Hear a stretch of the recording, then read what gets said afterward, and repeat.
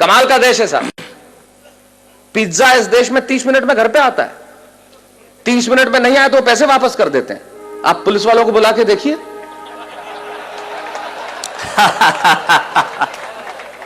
ये वो देश है जहां पे 8% में आपको कार का लोन मिलता है और 12% एजुकेशन लोन के देने पड़ते हैं।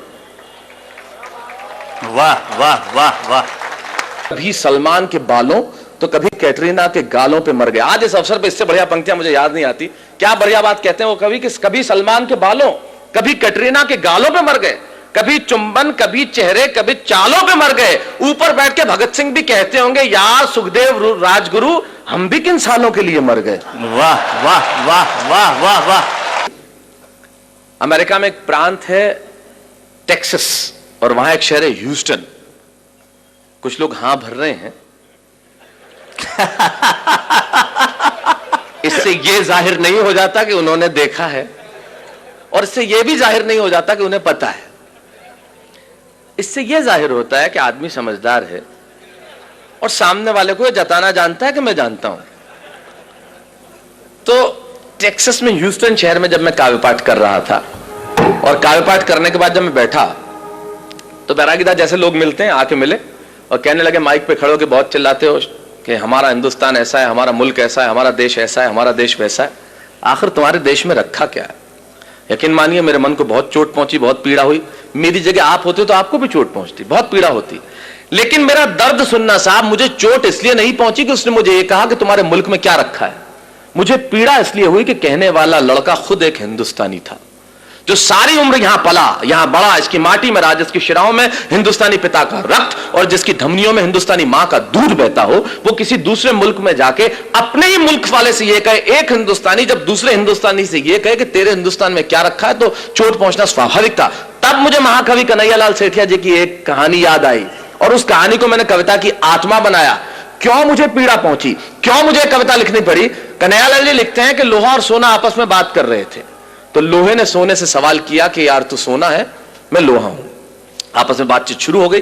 तो सोना लोहे को कहने लगा कि यार लोहार तुझे बनाने के पहले ठोकता पीटता है, सोनार मुझे बनाने के पहले ठोकता। आप पढ़े लिखे लोग हैं, आग में तपा के ठोका जाता है, लेकिन जब तुझे लोहार ठोकता पीटता तो तू बहुत आवाज करता है, मैं तो चुप रहता हूं, ऐसा क्यों? लोहे ने जो जवाब दिया वो मेरी कविता की जमीन है। लोहे ने कहा तो ठीक कहता है सोने, सुनार पीटता है तुझे लोहे की हथौड़ी से जो तेरी कुछ नहीं लगती। मैं लोहा हूं, मुझे जिससे पीटा जाता है वो लोहा है, और जब अपना अपने को पीटता है तो चीख तो निकलती है। वाह वाह वाह वाह। मेरी कविता अपने ने अपने को पीटी गई चीख की कविता है। जब एक हिंदुस्तानी दूसरे हिंदुस्तानी को यह कहे कि तेरे मुल्क में रखा क्या, अरे उन्हें मालूम क्या है कि मेरे मुल्क में है क्या? हमारे मुल्क में मधु कोड़ा है। वाह वाह। है एक भी लीडर ऐसा? सूर्यवंशी 38 वर्ष की उम्र में 4000 करोड़। आप यकीन मानिए कभी जिंदगी में 4000 करोड़ रुपए मिल जाए तो यकीन मानिए इस जन्म में मुझे गिन के दिखा देना, आप गिन नहीं सकते। ये हिंदुस्तान, ये हमारा देश है। हमारे यहां कमाल की चीज है। हमारे मुल्क में क्या रखा है, बहुत जबरदस्त। जैसे आपका इंदौर का ट्रैफिक, मैं अभी एयरपोर्ट से आ रहा, राजवाड़ा के आगे मेरी कार के आगे आदमी हाथ साइकिल पे यूं किया फिर यूं कर दिया। मैंने कहा इसका क्या मतलब? बोले पहले मुड़ना था फिर कैंसिल कर दिया।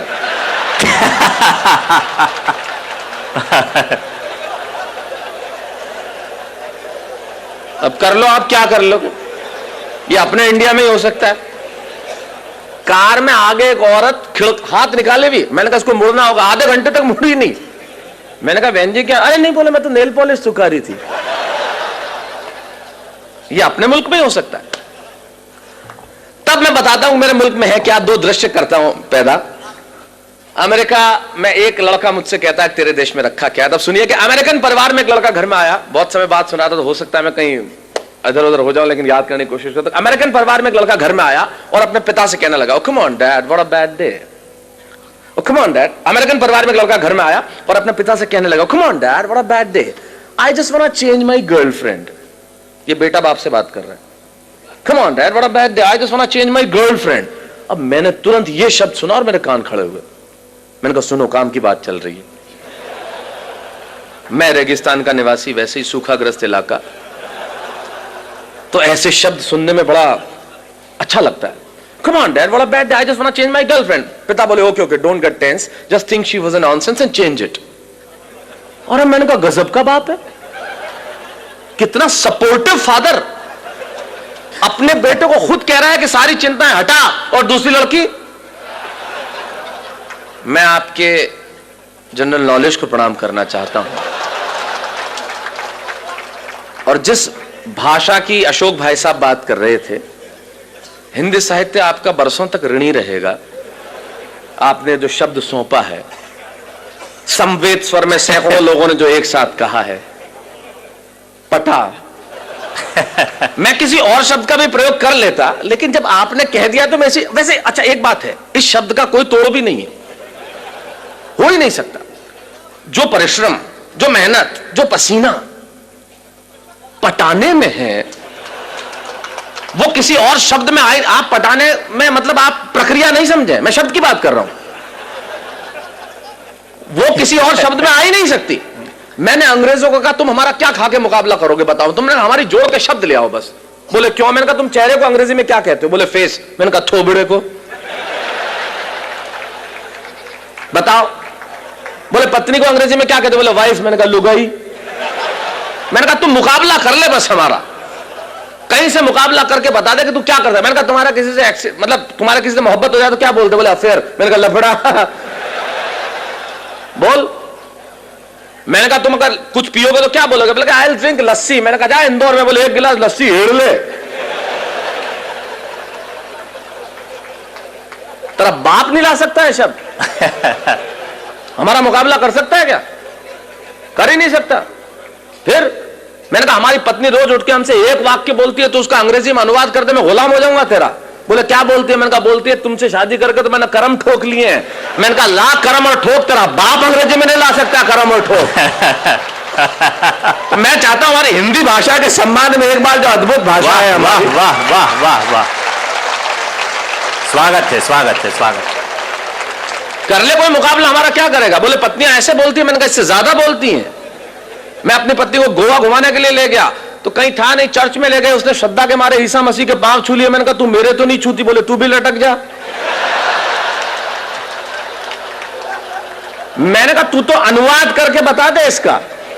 हमारी ट्रकों के पीछे लिखा रहता है ट्रक नहीं है मेरे जिगर का फूल है, और माल उतना ही भरूंगा जितना गवर्नमेंट का रूल है। मैंने कहा कर जिगर के फूल का ट्रांसलेशन, क्या लिखेगा? Flower of liver. और मैंने कहा तुम्हारी भाषा का जो हम इस्तेमाल करते हैं वो तो किसी का बाप नहीं कर सकता। मैंने कहा इंदौर, मैं इंदौर इतना आता हूं कि मैं तो लगभग, इंदौर मेरा बहुत प्रिय शहर है, और मैं बता दूं मुझे इतना मजा आता है, यहां की भाषा कमाल की है साहब। मेरा एक मित्र अपने ही मित्र के घर गया तो उधर से निकला वापस, मतलब किधर गए? बोले यार मैं इधर से निकल रहा था, मैंने सोचा तुम तो कहीं बाहर गए हुए तो सोचा भाभी जी को टच करता चलूं।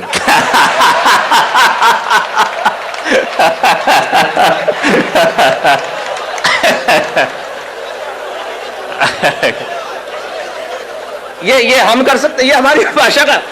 सारी दुनिया के भाषाओं को जब हमने हाथ फैला के बुलाया है और जो उसे सौहार्दपूर्ण स्वीकार करके जो मोहब्बत दी है वो कोई दे सकता है? तो ये तो कमाल है। तो मैंने कहा कमाल का बाप है, खुद ही कह रहा है सारी चिंता हटा। मैंने कहा है खुदा मुझको भी ये अमेरिका भेज देता तो तेरा क्या जाता? खुलेआम चिंताएं हटाते, मजे से लड़कियां घुमाते। वरना हिंदुस्तान में हमारे पिताजी वो सुबह दोपहर शाम 3 बार तो इसीलिए कूटते हैं कि बताना होता है मैं तेरा बाप हूं। ये इंडियन बाप इस मामले में बहुत जालिम होता है, उसे सिर्फ कूटने का बहाना चाहिए। घर में निकर पहन के क्यों बैठा है? कूट दिया। पैंट पहन के बैठा है, फिर ठोक दिया। नई पैंट, कुछ नहीं पहना तो फूट ठोकना ही था फिर तो। तब हमारे मुझे सुरेन जी याद आते हैं, वो बहुत बढ़िया बात कहते हैं। सुरेन जी कहते हैं कि जितने एनआरआई, मतलब अमेरिका में आपको मालूम है बच्चों को अगर आप पीट दो तो 911 पे कॉल करके तुरंत पुलिस। आप बच्चों को पीट नहीं सकते, पीटते ही बाप गिरफ्तार। एक हिंदुस्तानी बाप ने ठोक दिया, छोरे ने 911 पे फोन किया, बुला ली पुलिस, गिरफ्तार हुआ। जैसे ही जेल से छूटा बाप, तीसरे ही दिन इंडिया की टिकट कराई बेटे के साथ, और दिल्ली एयरपोर्ट पे उतरते ही नहीं, इससे यह जाहिर नहीं होता कि, इससे यह जाहिर होता है कि एनआरआई हर साल इंडिया आते क्यों। वाह वाह वाह। तो मैंने कहा यार खुदा मुझको भी अमेरिका भेज देता तो तेरा क्या जाता। ये देखिए अलग किस्म की देशभक्ति है जो मैं प्रस्तुत कर रहा हूं। मैं आया था जब अशोक जी एक बहुत बढ़िया बात कर रहे थे कि वीर रस के कवियों ने एक इंच जमीन भी नहीं छोड़ी जहां पे झंडा नहीं गाड़ा। उनकी देशभक्ति थोड़े अलग किस्म की होती है। अच्छा, वो झंडा गड़ता पाकिस्तान पे ही है, चाहे वो रावलपिंडी हो, चाहे लाहौर हो, चाहे कराची हो। मैंने कहा आजकल चाइना बहुत बदमाशी कर रहा है, उधर क्यों नहीं गाड़ते? तो यार उधर के बोले शहरों के नाम ही याद नहीं है, गाड़े तो गाड़े बढ़िया है, बढ़िया है। वाह वाह वाह। अच्छा, एक आध शहर का नाम याद हो गया तो उसमें तालियां नहीं बजती। बोले अब के तिरंगा फहराएंगे हम गोंगजाऊ पे। तो गोंगजाऊ वो मजा नहीं देता ना जो लाहौर देता है। तो ये अलग किस्म की देशभक्ति। तो मैंने कहा खुदा मुझको भी अमेरिका भेज देता तो तेरा क्या जाता। खुलेआम मजे से लड़कियां घुमाते, मजे से इधर उधर घुमाते। वरना हिंदुस्तान में हमारे पिताजी, उन्हें तो भगवान बचाए साहब, मुझे भी अमेरिका भेज देता तो मजे से जिंदगी की रंगीनी उठा। अच्छा, दूसरे अमेरिकन परिवार का और भी दमदार एक लड़की आई और अपने माँ से कहने लगी, come on mom, I just want to live with that guy whom I'm living with for 2 years. मैंने तुरंत अनुवाद किया। मैंने कहा ये कह रही है कि उस लड़के के साथ नहीं रहूंगी जिसके साथ 2 साल से रह रही थी अकेली, वो भी बिना शादी के। 6 फुट का छोरा, नहीं कोई सहेली। अपने यहां तो पिक्चर में ऐसे डायलॉग आ जाए तो लाइट चली जाती है।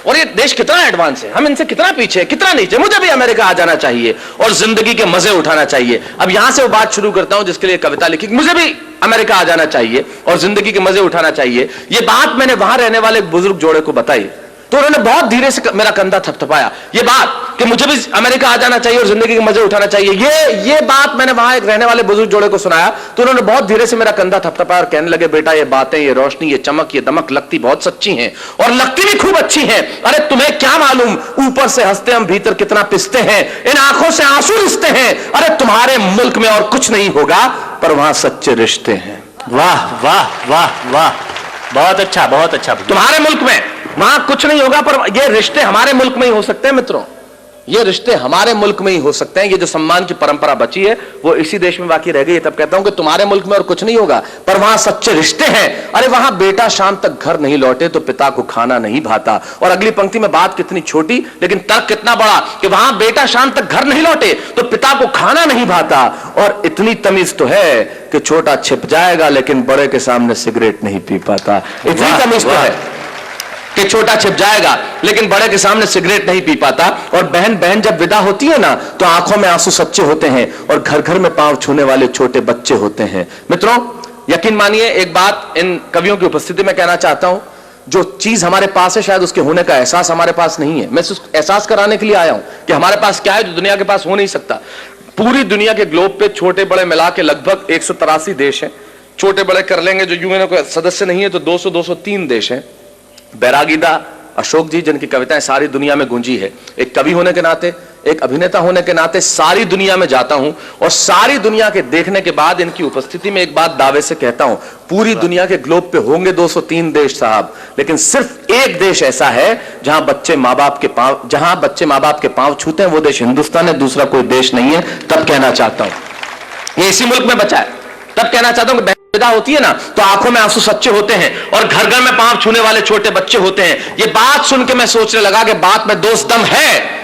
हम तो सिर्फ हम हैं। अरे क्या नहीं है मेरे मुल्क में, भले आंखों में धुआं और चेहरों पे गुबार है, दिल्ली में लूली लंगड़ी सरकार है, जेब में कुछ पैसा उधार है, न चमक है, न दमक है, न रोशनी है, न बिल्डिंग है, न कार है। मैं सारी चीजें स्वीकार करता हूं कि मेरे देश के पास नहीं है, लेकिन यकीन मानिए अगली पंक्ति में मैंने कविता नहीं लिखी। मैंने 125 करोड़ हिंदुस्तानियों के दिलों में बसने वाले एक शब्द को उठाया, उसे कलम की नोक पे रखा और पिरोता हूं आपके सामने और दावा करता हूं कि दुनिया भर के दौलत, दुनिया भर का वैभव तराजू के 2 पलड़े लीजिए और दुनिया भर का वैभव, दुनिया भर का यश, दुनिया भर की कीर्ति, दुनिया भर की समृद्धि तराजू के एक पलड़े में रख दीजिए और तराजू के दूसरे पलड़े में मेरे देश का सिर्फ एक शब्द जो आपके घर आंगन में और आपके दिलों में, ये शब्द सुन के अगर आपकी शिराओं में कहीं हिंदुस्तान बहता हो तो यहां से लेकर वहां तक मुझे बता देना कि मेरे देश के प्यास क्या है जो पूरी दुनिया के पास हो नहीं सकता। मैंने ये नहीं लिखा कि यहां सूरज सबसे पहले उगता है, मैंने ये भी नहीं लिखा कि यहां घास की रोटी खाने वाले महाराणा प्रताप हुए, मैंने ये भी नहीं लिखा कि सिकंदर के सेनापति अपनी बेटी की डोली यहां दे जाते हैं, मैंने ये भी नहीं लिखा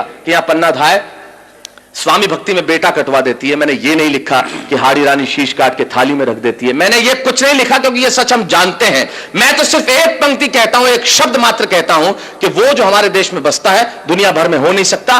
और रख दीजिए दुनिया भर का वैभव इस शब्द के सामने और फिर बताइए कि मेरे मुल्क के पास क्या है कि बात में दोष दम है। हम तो सिर्फ हम हैं। अरे क्या नहीं है मेरे मुल्क में, भले आंखों में धुआं और चेहरों पे गुबार है, दिल्ली में लूली लंगड़ी सरकार है, जेब में कुछ पैसा उधार है, न चमक है, न दमक है, न रोशनी है, न बिल्डिंग है, न कार है, पर मेरे देश में संस्कार है। वाह वाह वाह वाह वाह वाह।